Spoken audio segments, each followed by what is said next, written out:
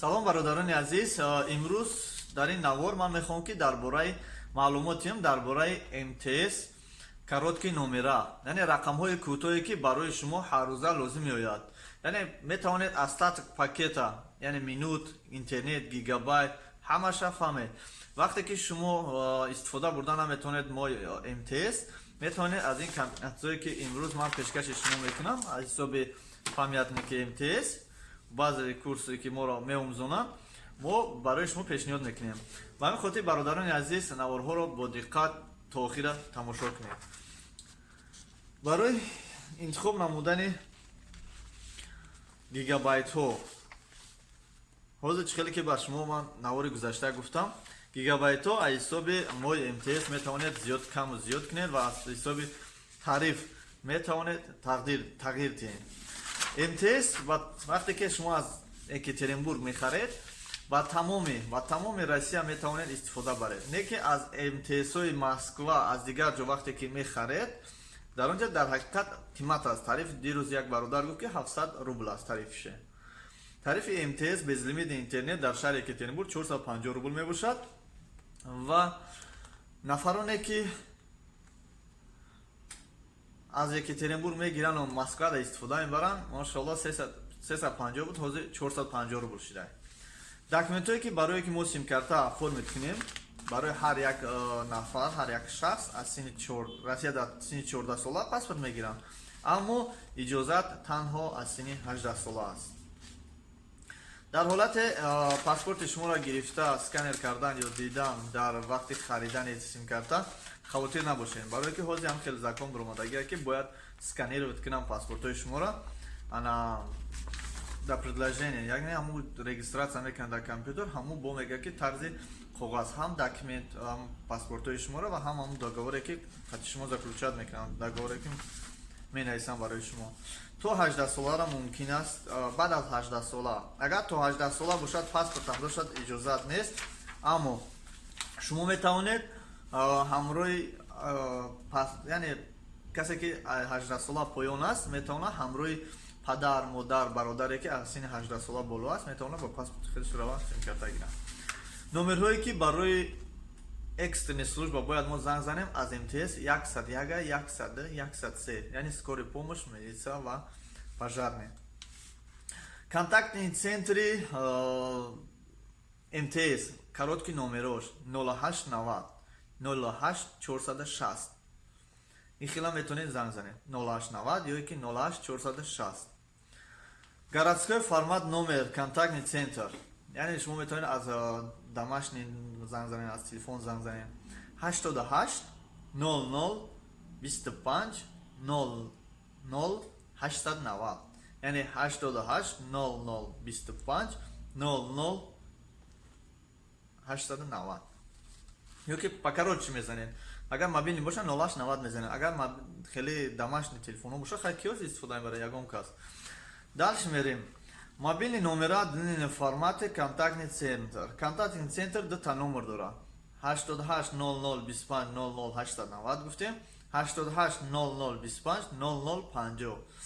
боз узнай свой тариф, яъне донистани тарифи шумо. Ба кадом комбинатсион метавонед шумо тарифи худро фаҳмед. Бисёр одамо телефон доранд, телефонҳои ба короче мегем, хеле кнопочни, чормахшканак мегам ба забони гуфти гапо кучаги забони тоҷикӣ, чормахшканак.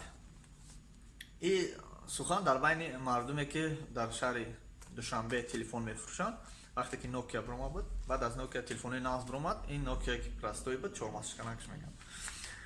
Узнай свой тариф, яъне тарифи худро фаҳмидан, ситорача 31, яъне ситорача 111, ситорача 0887. ситорача гуфтем 31, ситорача 0887. тарифтонро мефаҳмед. SMS меояд, мебинед тарифтон чи аст. ё ки дар болои экранатон нишон метавад. Агар шумо зренитон паст бошад, танҳо метавонед 0887 0887 набирад мекунем, визифа мечиқем, тарифи шуморо нишон метавад. вақте ки телефони шумо пул надорад ва мехоҳед ки ба ягон кас занг занед, занг задан наметавонед, аммо мехоҳед ки вай ба шумо занг занад, пас аз ситорача 110 ва номери телефони ҳамон нафар решетка визовро пахш мекунед, ба он кас меравад. Перезвони мне, пожалуйста. Яъне ба ман занг зан. Занг мезанед, тамом. Барои запрос остатка пакетов и минутов. Запрос остатка пакетов интернета до ограничения скорости. Ситорача сад, ситорача як, решетка визов. ин рақамро пахш мекунед, ситорача сад, ситорача як, ин тамоми остаткае ки дар шумо пакет мондаги, интернет мондаги, скоростон пас шудаги, ҳамаша ба шумо нишон медиҳад. Проверка баланс. Баланс медонед ки ситорача сад, решетка визов мекунед.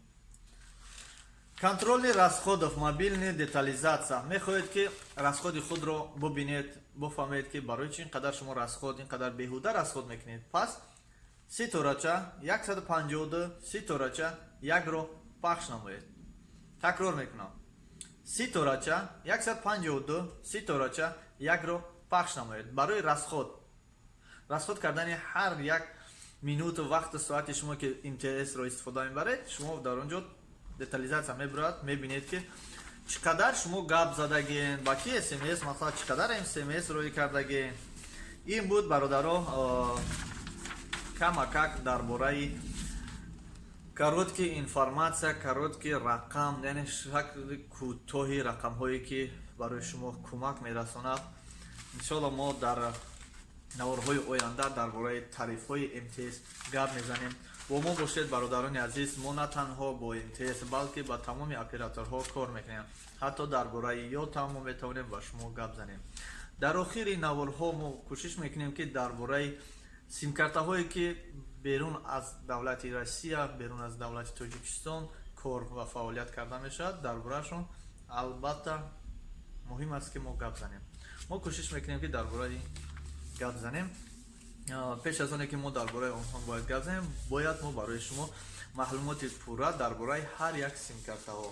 чӣ хеле ки мефаҳмед шумо имрӯз дар бораи симкартаҳи МТС яке аз шабакаҳое мебошад ки дар тамоми минтақаҳои Россия без роуминг, яъне подключат намешавад, дополнительно, я имею в виду, гуфти гапо зиёдатӣ расходи шумо намешавад. шахсан шумо инҷа гирифтен Сочи рафтен, инҷа гирифтен аз Екатеринбург гирифтен Красноярск рафтен. ин танҳо дар шаҳри симкартаҳои шаҳри Екатеринбурга дар назар дорем. бисёр одамо аз дигар давлат, аз дигар шаҳрҳо мегиранд, ёдам мегиранд, МТС мегиранд. вақте ки шаҳри Екатеринбург меянд, аллакай 300 бошад 400 мешавад, 400 бошад 700 мешавад. тағйир меёбад.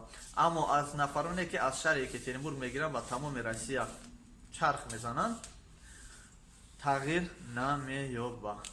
худоҳофиз, панотон ба худо.